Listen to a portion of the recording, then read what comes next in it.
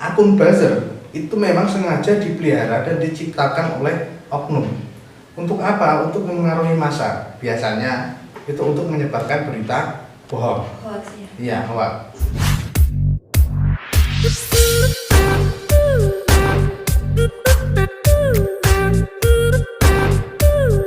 Pas disebutkan yang kecelakaan ini tempatnya di sini, TKP-nya di sini, jam sekian, itu jelas. Jadi lebih akurasinya itu lebih tepat daripada media sosial.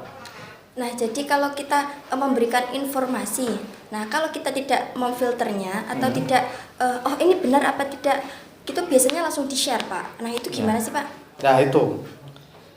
Jadi ini banyak orang ya. Orang itu terkadang hanya membaca judul tanpa mengetahui isi. Iya, kurang detail gitu ya, Pak. Ah iya, banyak sekali. Ada misalnya ada berita apalah di post di upload di Facebook. Orang hanya membaca judul, kemudian komentar di bawahnya. Meskipun secara isinya dia tidak tahu. Nah, hal itu kemudian yang bisa terkadang bisa menyesatkan. Karena apa? Tidak ada penyaringan, tidak di-sharing dulu. Seharusnya kan gini, kalau kita bijak dalam bermedsos itu, misalnya melihat kabar, kita sumbernya dari mana, beritanya jelas enggak, medianya jelas enggak. Nah, itu kan harus kita pilah dulu. Baru kemudian kalau itu kalau itu benar dan tidak ada unsur sara, unsur hoax, itu kita baru membagikan. Dalam artian kita juga aman, kita tidak menyebarkan berita bohong. Itu yang pemahaman yang kurang di masyarakat. Gini Pak, jadi Bapak kan sebagai jurnalis sendiri ya Pak ya, tentunya sudah bijak dalam menggunakan media sosial. Nah, gimana sih Pak tipsnya agar masyarakat itu tahu dalam menggunakan sosial media yang bijak itu bagaimana? Ya, saya sendiri tuh kurang bijak ya. Jadi gini,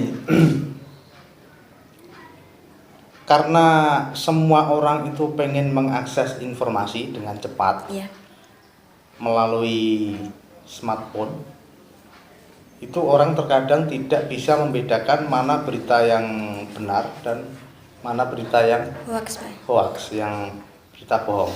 Nah, kalau kita ingin mengantisipasi, ya tentunya kita harus meyakinkan diri kita dulu. Artinya dalam meyakinkan ini juga menggali informasi-informasi yang mendukung. Misalnya kita, ada berita korupsi dana desa misalnya. Iki bener ta ora iki dana desa iki. Misalnya di desa A korupsi sebesar 1 miliar. Ada informasi gini. Ini yang menyampaikan berita ini bener nggak? Narasumbernya ada nggak? Medianya bener nggak? Nah, itu kalau kita mau men-sharing berita. Tapi kan tidak semua masyarakat kemudian mengetahui hal itu. Nah, setidaknya kalau kita tidak mengetahui narasumbernya apa dari mana dan sebagainya itu, setidaknya kita cukup mengkonsumsi diri sendiri. Jangan di-share dulu, kecuali memang ada orang yang sudah berpengalaman kemudian menge-share lah, bolehlah kita ikut-ikut menge-share, itu enggak masalah. Tapi kalau kita belum tahu yang sebenarnya, itu usahakan jangan di-share. Jangan di-share. Karena gini, daripada kita nanti berurusan dengan hukum, lebih baik kan kita cari aman. Nah, masyarakat umum, kalau menurut saya itu lebih baik seperti itu. Jadi jangan jangan menggunakan medsos itu terlalu over, terlalu berlebihan. Nanti bisa menjadi bumerang gitu, mencelakakan diri kita sendiri. Gitu. Jadi kita harus membatasi penggunaan media sosial ya Pak ya? Iya benar. Artinya kalau yang baik kita ambil dan yang jelek kita tinggalkan gitu. Iya, lebih baiknya seperti itu. Jadi kalau kita melihat fenomena saat ini, memang informasi keterbukaan publik itu memang perlu, tapi juga ada aturan. Perlu batasan. Iya, kita berdemokrasi, kita bebas apanya pun, itu kita masih dibatasi oleh kebebasan orang lain. Jadi nggak bisa arep saenake dhewe, nggak bisa.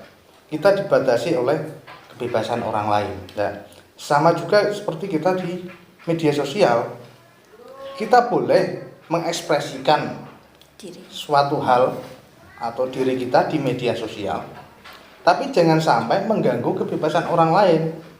Kalau kita sampai mengganggu kebebasan orang lain, mengganggu kepentingan orang lain, itu juga sangat berbahaya.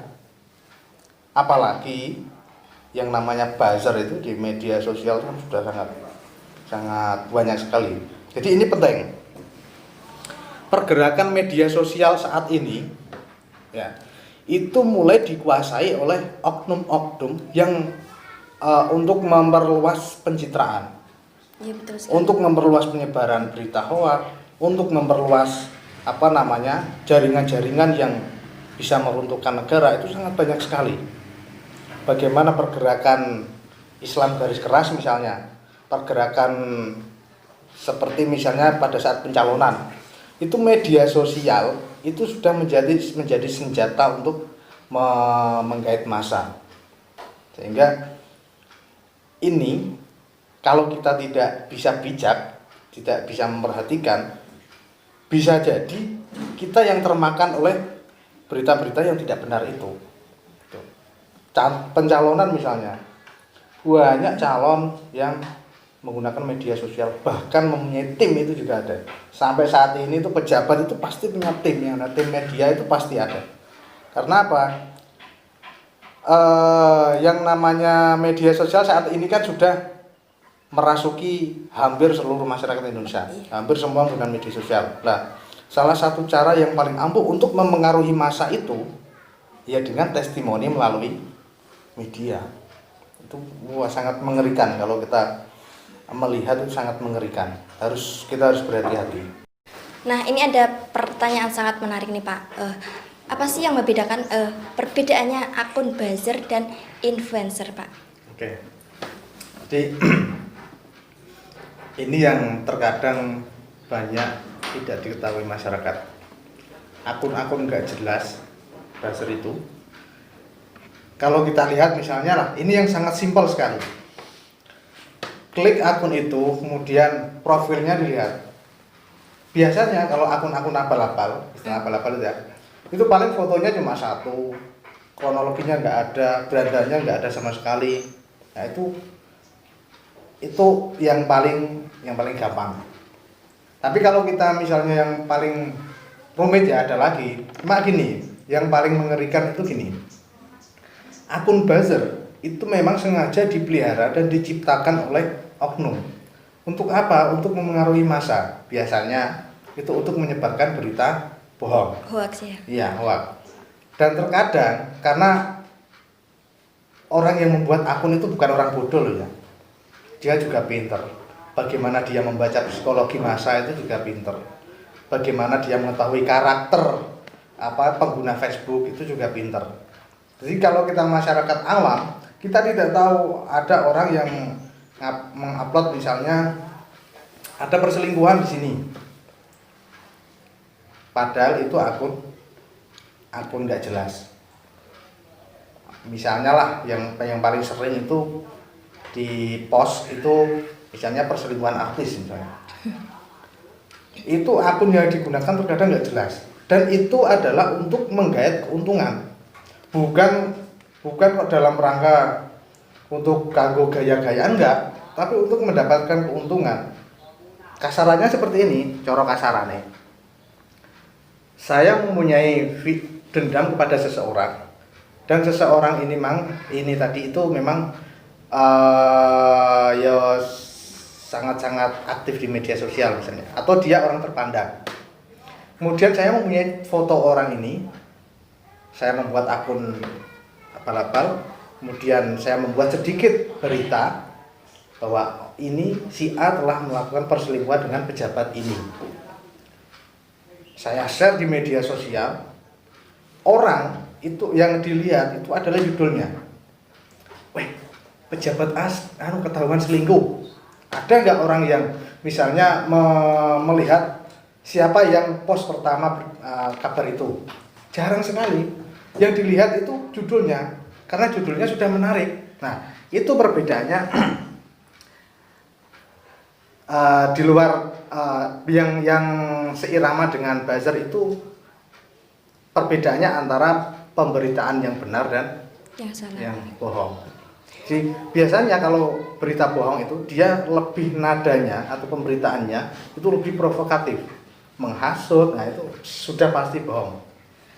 Nah, keuntungan dari memiliki akun buzzer itu yang ingin dia ambil itu tujuan utamanya apa sih, Pak? Wah, ya banyak.